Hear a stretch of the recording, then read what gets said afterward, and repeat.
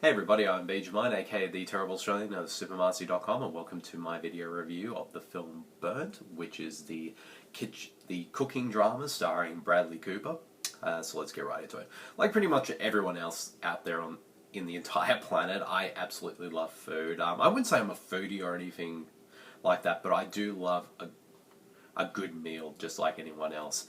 And I have to admit, like, anytime there's a film that sort of is about cooking or making food and stuff like that, I don't know what it is. I just enjoy watching films like that, and I always, in a way, always feel very hungry while I'm watching the films. Like and there's been a lot of films like that over the years that have kind of done that to me, like, you know, Babette's Feast, and also I think from last year, the film Chef, which was just, that film was just utter food porn, I'm not going to lie. So I was very interested, for those reasons alone, I mean, films about food and making food and whatnot, and cooking as well, and I was very interested to check out the film Burnt, which is, in a way, it's kind of like sort of the more dramatic version of the film Chef, in a way, because I know that the script to this film had sort of had a lot of buzz around it for many years, and it also was at one point it was almost going to be made by David Fincher, and it was going to star Keanu Rhys, but sort of he kept being stuck in development hell and whatnot, so it took a while for this film to finally get out there with John Wells, the director behind films like The Company Men and August Osage County as the director of this, and also Bradley Cooper in the lead role. So in the regard, I like Bradley Cooper. I think he's a really good actor, and I actually kind of, and I also didn't mind John Wells' previous work. So for those reasons alone, but what really kind of sold me it as well was that the film's script was written by Stephen Knight, who is just probably one of the best writers out there working today. He's written tons of films, and I was very curious to see, like, just how all these different elements sort of mashed together, like, and also it had a great cast as well. So that was one of the main drawing points of the film. So I have to say though, as having seen the film now, I have to say though, I think it's a watchable film. Like, I think it's a well-made film.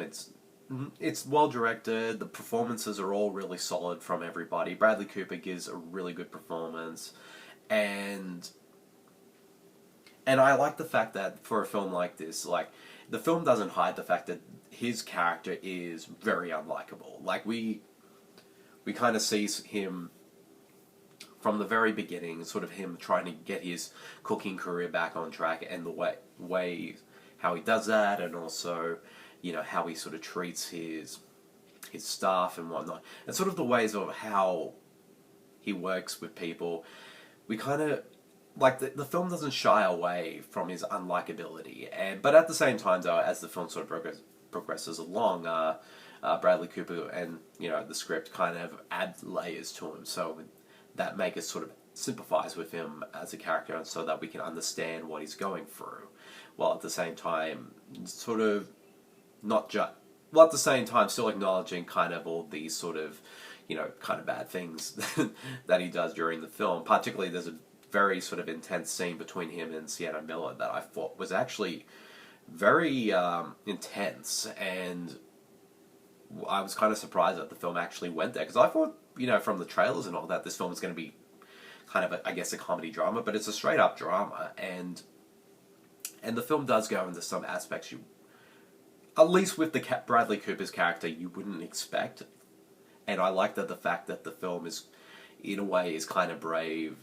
and how it portrays this character. I mean, he's our main character, and pretty much for the most part, he's completely unlikable, and I've got to give the film credit for sticking to its convictions on that, while at the same time, you know, bringing a bit of sympathy to him as well. But that being said though, sort of watching the film and afterwards, there's nothing sort of particularly, like, even though it's a watchable film, there's nothing particularly memorable about it. Like, I watched it, and afterwards, I pretty much, there wasn't really anything, other than a few little bits here and there wasn't really anything that sort of latched onto me as a viewer, and in a way I kind of guess found it remarkable and not really all that memorable as a film. Like, it's okay and it's watchable, but there's nothing particularly interesting about the film. At least, like, I guess, on a storytelling level. And I think that's probably what it is. I mean, even though Stephen Knight is a really good writer, but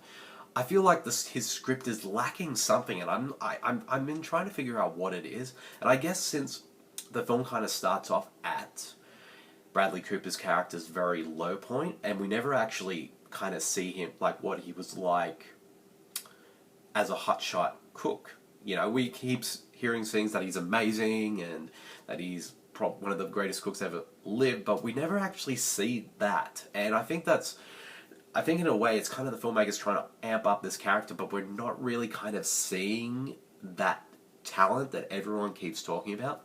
And I think the film probably would have worked better if we kind of saw his downfall, like him being this kind of hotshot cook, and then seeing that his whole world collapse, and then trying to get it all back together and again. And I know that's kind of a similar kind of direct way that the Jon Favreau's film Chef did, because that's kind of the same structure.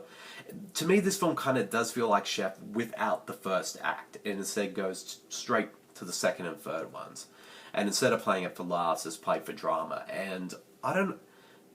I don't think that I can see what the film's going for, but I think the script doesn't quite get work in that regard.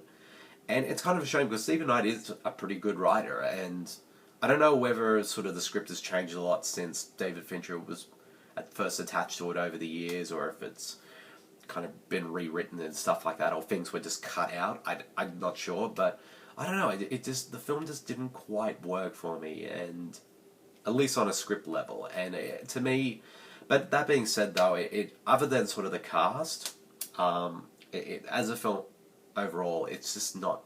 It's pretty forgettable, I would say, and also some of the supporting cast aren't really sort of given much to do. Like, there's a great supporting cast, like Thurman, Emma Thompson, Alicia Vikander, Matthew Rhys, Omar C, Daniel Brühl, and like everyone gives solid work in this film, but for some of them, they aren't really given much to do. And there's some interesting elements with some of the characters, but I kind of feel like the film doesn't really explore them enough. So, overall, like, Burn is a watchable film in some ways, but it's a completely sort of forgettable one. And even though it does have some pretty good performances in it. So, if I had to give Burn a rating, I'd probably give it 2.5. So, like I said, it's a watchable, if rather average, and forgettable film. So, yep, that's the end of my video review of Burnt. I hope you guys all enjoyed it, and I'll see you guys all later. See you, everyone.